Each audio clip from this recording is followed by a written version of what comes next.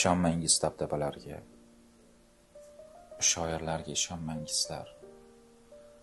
Diyorlarga ko'z olaytirgan diyorlarga ishonmangizlar. O'z burnidan narini ko'rmas aymoqlarga ishonmangizlar.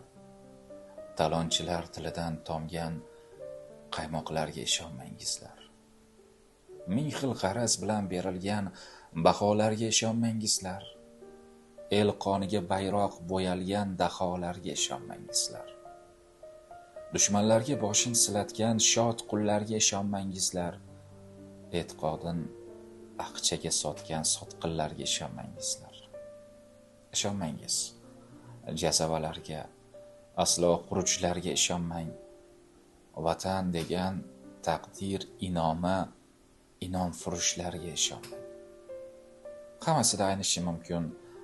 Adlu insof, vafo, diyonat hech gap emas sodir bo'lishi ulardan eng jirkanch xiyonat. Sergak bo'ling. Yolg'onga uchmang. O'tirik so'zni ham demangizlar. Halol bo'lsa ne yesangiz yeng, faqatgina pand yemangizlar. Halol mehnat, sodiq do'st, chin yor, rostakam baxt asl oromdir.